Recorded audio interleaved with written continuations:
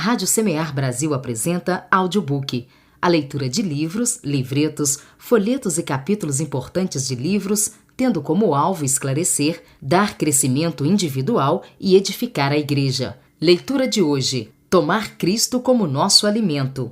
Parte 4. Livreto da editora Árvore da Vida. Site www.editoraarvoredavida.com.br. Tomar Cristo como nosso alimento. É lamentável que alguns cristãos hoje gostem de ler a Bíblia com a mente, exercitando a mente, pegando ali dentro da Bíblia somente ensinamentos e doutrinas. Eles a leem, mas não invocam o Senhor. O resultado disso é que contatam a Bíblia, mas não o Senhor. Lembre-se de que se você não invocar o Senhor, as Escrituras não passarão de meras letras. Se você não invocar o nome do Senhor, as palavras ali contidas na Bíblia não serão o Espírito. A letra mata, mas o Espírito vivifica. Você já leu isso na Bíblia? Se você ler a Bíblia com a mente, cada palavra e cada frase da Bíblia o matará. Puxa vida! Todos os que pesquisam a Bíblia estão mortificados. Muitos conhecem a Bíblia de capa a capa, mas não conhecem o Deus da Bíblia. Creia-me, antes de pesquisar a Bíblia, talvez você estivesse um pouco vivo, mas após pesquisar, estudar, examinar, você ficou mortificado no espírito, pois esse é o caminho errado. Veja bem, não estamos dizendo que você não deve estudar a Bíblia. Não é isso. Todavia, não são as doutrinas bíblicas que poderão aperfeiçoá-lo, que poderão salvá-lo, supri-lo e vivificá-lo. Não. Somente o próprio Senhor pode ser a sua vida e somente Ele pode salvá-lo. Para suas dificuldades, você precisa tocar o próprio Senhor. Para suas carências, você precisa receber o próprio Senhor. As palavras da Bíblia são o meio, não são o fim. Ao lê-las, você deve invocar o Senhor, exercitando o seu espírito. Ó Senhor! Por exemplo, lá em João capítulo 1, versículo 1, não é? Ó Senhor, no princípio era o Verbo. Que maravilha, Senhor! Ó Senhor Jesus! No princípio criou Deus os céus e a terra. Que coisa gloriosa, Senhor! Aleluia! O Senhor criou do nada.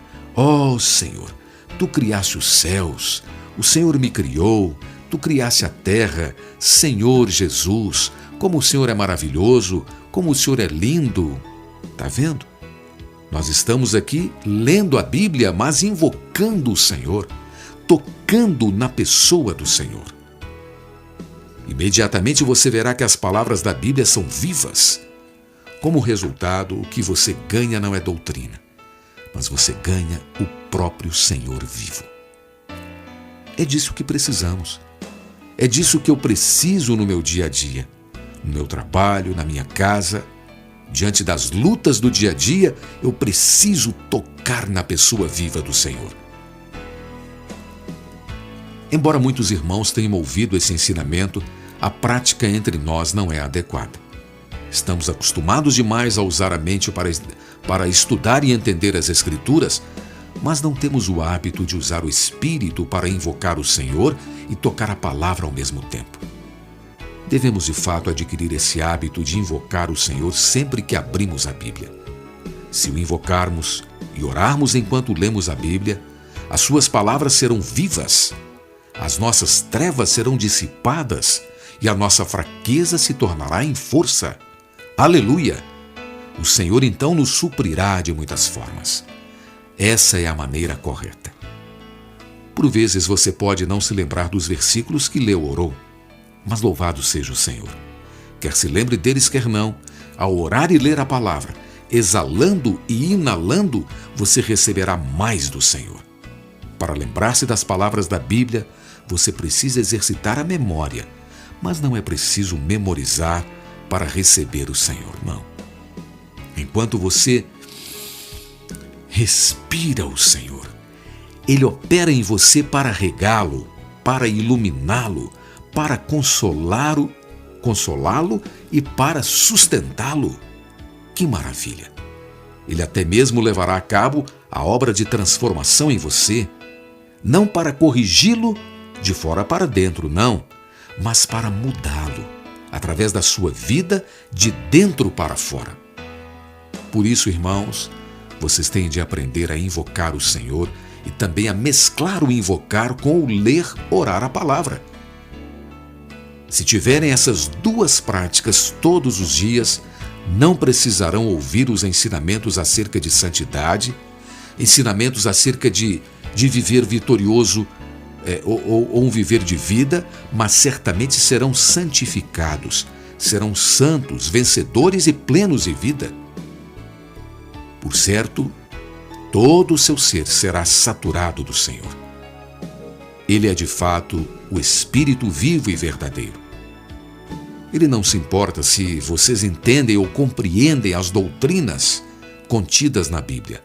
Importa-se apenas em operar em você ou em vocês. Para ele operar em nós, temos de aprender a invocá-lo até que isso se torne espontâneo em nosso viver. Agora chegamos ao livro de Atos, Atos dos Apóstolos. Enquanto Estevão era perseguido e pouco antes de ser apedrejado, ele não orava, mas ele invocava o Senhor. Ele invocava o Senhor e dizia: Senhor Jesus, recebe o meu espírito. Atos capítulo 7, versículo 59. O resultado disso é que muitos viram o seu rosto como se fosse o rosto de um anjo. Por quê? Porque quando invocava, o Senhor o preencheu interiormente e expressou-se por meio dele. Então Atos 22 nos diz que Saulo de Tarso foi de Jerusalém a Damasco para prender todos os que invocavam o nome do Senhor. No caminho, porém, depois de seu encontro com o Senhor, ele se arrependeu. Ele foi salvo, mas ninguém o sabia. Portanto, o próprio Senhor foi até Ananias e lhe disse que fosse ver Saulo. Mas o que Ananias disse a Saulo? O versículo 16 diz: Levanta-te, recebe o batismo e lava os teus pecados, invocando o nome dele. Ananias não disse que ser batizado é lavar os pecados, e sim que invocar o nome do Senhor é lavar os pecados. Ananias, de fato, dizia a Saulo o seguinte: Saulo, antes você cometia pecados pelos quais os santos não podem perdoá-lo, isto é, você foi a toda parte para prender os que invocam o nome do Senhor.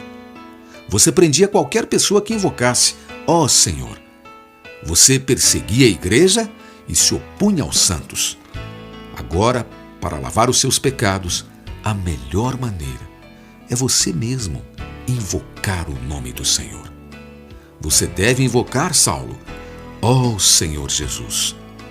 Quando você invocar, os seus pecados de assassinar os que invocavam o nome do Senhor serão todos lavados. Irmãos, isso mostra que no primeiro século, todos os cristãos corretos tinham um viver de invocar o nome do Senhor. Não duvido que todos eles invocassem o Senhor todos os dias. Eles o faziam em casa, andando pelas ruas. Espero que todos vocês também desenvolvam essa prática. Na igreja em Los Angeles, temos provado isso até certo ponto.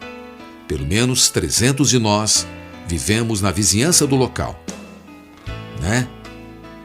Assim, quando saímos, sempre encontramos irmãos, especialmente quando vamos ao supermercado para as nossas compras diárias. Quando vemos uns aos outros, invocamos: ó Senhor Jesus. Um invoca: ó Senhor. O outro então responde: amém. Muitos estão sempre invocando: ó Senhor Jesus. E de fato tem o desfrute de invocar o nome do Senhor. Quando você está oprimido, triste, abatido, o que você deve fazer? Você deve invocar: ó Senhor Jesus. Depois de invocá-lo 3 ou 5 vezes, já não mais estará oprimido. Isso é real. Outro exemplo é que quando você não tem luz interior e não tem clareza do que fazer acerca de determinada situação, acerca de determinada questão, você diz: Ó Senhor, Senhor Jesus. Amém. E aí então você é iluminado interiormente. Além disso, quando está deprimido, você sente que tem nas costas ali um peso enorme, muito maior do que as suas próprias forças. E aí então você faz o quê? Você invoca: ó Senhor, Senhor Jesus. O que vai acontecer? A sua força interior então surgirá. Você pode até dizer: irmãos, isso é simples demais. Invocar, isso é muito simples. E eu lhe digo, quanto mais necessário algo é na vida de uma pessoa, mais simples é. Por exemplo, respirar, beber e comer são coisas muito simples. É ou não é? Inalar o Senhor é tão simples como inalar o ar. O caminho do Senhor é muito simples. A vida é simples. Um grão plantado no solo cresce e dá muitos grãos. Uma semente de flor plantada no solo cresce e floresce. É tudo muito simples. Você apenas cava um buraco no chão, põe ali a semente, aduba a terra, cobre, rega, então vai para casa e dorme em paz. O tempo passa, quando você chega, está brotado. Que maravilha! É muito simples. Nós somos gratos ao Senhor. Nós louvamos ao Senhor, pois todas as questões da vida são simples. Hoje estamos vivendo dias difíceis. Estamos nos últimos dias. O Senhor quer restaurar a igreja de volta ao princípio. O que havia no princípio era simples. Havia uma árvore da vida para o homem comer lá no Éden, no jardim do Éden. Hoje, por causa da fraqueza e do fracasso do homem, a igreja está degradada. Mas não era assim no princípio. No princípio, tudo era muito simples. Agradecemos ao Senhor e o louvamos por isso. Todos temos de aprender a ser simples. Hoje não é a era das doutrinas, mas é a era do Espírito. Hoje é a era de comer e beber de Cristo. Comer o Senhor, bebê-lo e desfrutá-lo. Deus é um mistério, e esse mistério está no fato de ele ser Espírito. O Espírito é realmente misterioso. Podemos ilustrar isso com a eletricidade. Hoje usamos muitos aparelhos elétricos. A eletricidade é prática, sem ela não teríamos a luz elétrica. Embora seja de fato prática e útil, não podemos vê-la nem mostrá-la. Onde ela está? Parece que, visto que ela está numa lâmpada, então desde que não tiremos a lâmpada, a eletricidade está aqui. E quando tiramos a lâmpada, a eletricidade se vai. É maravilhoso. Podemos assim ver que ela é realmente um grande mistério. Outra ilustração é a vida biológica que temos. Posso falar, mexer-me e demonstrar várias expressões porque há vida em mim. Se eu morrer, contudo, não poderei mexer-me, embora minha cabeça e mãos ainda estejam aqui. Por que isso ocorre? Porque a vida já não está mais em mim. A vida é real, mas ninguém pode colocá-la diante dos nossos olhos. Até hoje, os fisiologistas e médicos não podem dar-nos uma explicação bem adequada a respeito do que é a vida. Podemos ver as expressões da vida, mas não a vida em si. Contudo, a vida é real mesmo. Esses exemplos nos mostram que há um Deus no universo. Quando você considera o universo, vê que de fato é algo maravilhoso, porém intrigante. Isso pode ser explicado somente quando voltamos a Deus. Todo o universo depende de Deus e se apoia nele. Todavia, Deus é invisível, indescritível e até mesmo inexplicável. Portanto, Deus é um mistério. A Bíblia menciona 4 questões grandiosas com relação a Deus. Primeiro, Deus criou.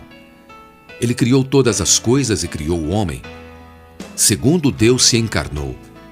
As pessoas do mundo podem ver as coisas criadas por Deus, mas poucos podem saber como Deus tornou-se homem. É ou não é? Sabemos que o nome desse homem é Jesus. Todos concordam que Jesus é maravilhoso e muitíssimo especial. Ele é extraordinário e também comum. Jesus é Deus. Ele é Deus, mas tornou-se homem. No princípio era o Verbo, e o Verbo estava com Deus, e o Verbo era Deus. E o Verbo se fez carne. O primeiro ato grandioso de Deus foi ter criado todas as coisas. E o segundo foi tornar-se homem. Deus entrou na carne humana, vestiu-se da natureza humana e tornou-se um homem chamado Jesus. Quando saiu a ministrar, as pessoas o viam como um mistério, isto é, embora fosse obviamente um homem, fazia coisas que outros homens não podiam fazer e falava palavras que os outros não conseguiam falar. As palavras que ele falava eram aparentemente simples, contudo eram extraordinárias. Por exemplo, ele disse: "Eu sou o pão da vida." Também disse: "Eu sou a luz do mundo." E ainda: "Eu sou o caminho e a verdade e a vida." Essas palavras eram simples, porém extraordinariamente grandiosas. Não creio que alguém no mundo todo, em todos os tempos, poderia ter dito as palavras que Jesus disse.